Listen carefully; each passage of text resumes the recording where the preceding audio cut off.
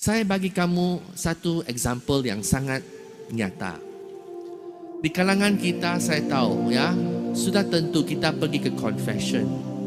Lazim kita sentiasa confess dosa yang sama. Betul tak? Sentiasa berulang. Pernahkah kamu tanya, kenapa ini berlaku? Kenapa saya sentiasa mengulangi dosa-dosa saya?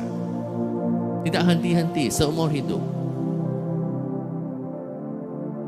Saya akan memberikan kamu satu contoh. Bagaimana kita mau satu perubahan, khususnya dalam perjuangan untuk menjadi murni. Untuk mengawal dosa dan nafsu kita. Semua kita ada nafsu, betul? Ya, bukan lelaki saja ya. Perempuan juga ada nafsu. Semua orang ada nafsu.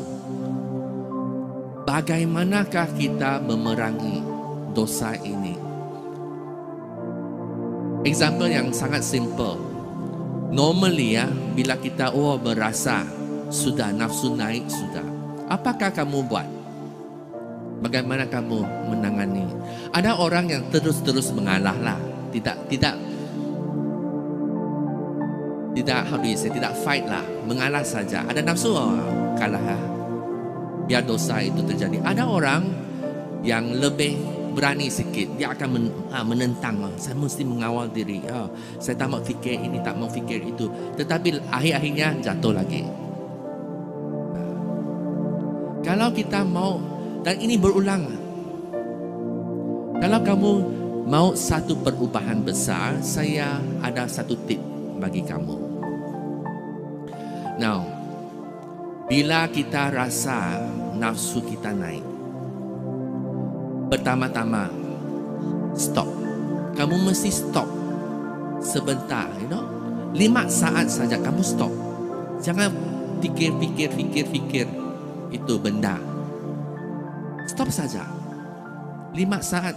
Dan sewaktu 5 saat itu kamu interrupt your thoughts, dan kamu berdoa macam ini. Tuhan, saya sedang digoda. Tuhan, saya akan jatuh. Kenapa saya boleh berkata saya akan jatuh? Sebab dari pengalaman lama saya, banyak kali sudah jatuh. Sudah tentu saya akan jatuh. Akui ini di depan Tuhan, saya akan jatuh. Oleh sebab saya akan jatuh, Tuhan, saya akan berdiri ke tepi. Saya tidak mau menentang nafsu saya ini, sebab saya akan kalah. Kamu tahu kamu akan kalah. Saya tahu saya akan kalah. Jadi saya menyerah. Saya akan berdiri ke tepi. Dan Tuhan, kamu datang, kamu tentang, kamu lawan nafsu ini. Jadi kamu macam ini. Jangan kepo, you know what's kepo? Jangan, orang Cina bilang kepo. Jangan pandai, tunjuk pandai lawan ini. Sebab kita dari pengalaman kita berkali-kali, bertahun-tahun sudah kalah. Mau lagi? Kan bodoh. So kalau kamu mau menang, you berambus. You pergi ke tepi. You biar Tuhan datang memerangi nafsu dan dosa itu. Kalau kamu buat itu, saya garanti kamu, dia akan hilang. Kita jatuh sebab kita tidak benarkan Tuhan datang ke dalam peperangan kita. Kita masih anggap Tuhan macam di luar. Kita jatuh, I'm sorry. Sudah, ambil Tuhan, suruh dia masuk ke tengah-tengah itu. Ini juga boleh work dengan apa-apapun dosa, terutamanya dosa yang kita lakukan bila tiada orang nampak. Ya, dosa kemurnian, ya, nafsu kita, kecurangan, pencurian. Semua ini kita buat bila kita seorang diri kan, kita sorok-sorok buat.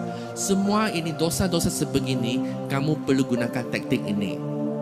Bila kamu rasa diri kamu begitu ditarik oleh itu, kamu mesti stop.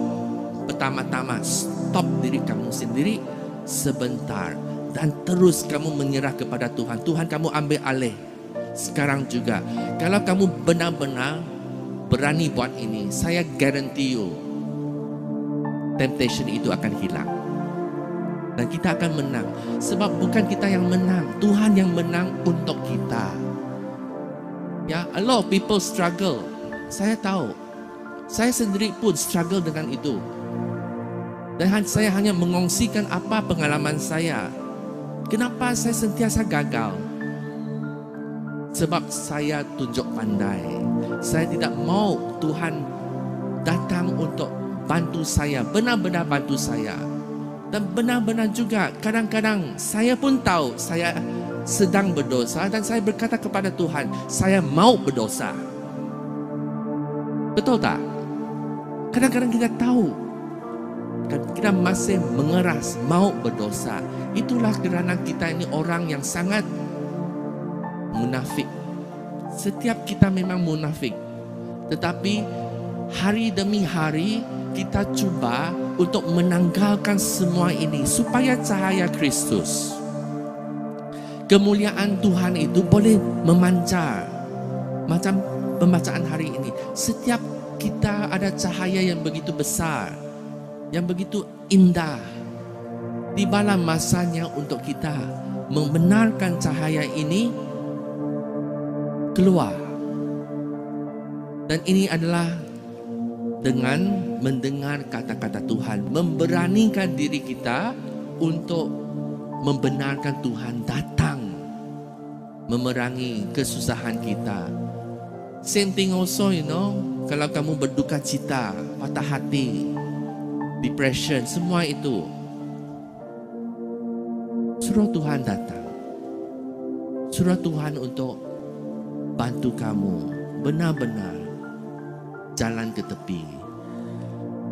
Semoga Tuhan hari ini memberkati kita ya, dengan rahmat yang baru. Semoga land kita benar-benar macam springtime, macam musim bunga yang akan berbuah pada musim Paskah, yaitu buah kebaikan, buah kehidupan yang Tuhan akan menang dalam kebangkitan Tuhan. Semoga Tuhan memberkati.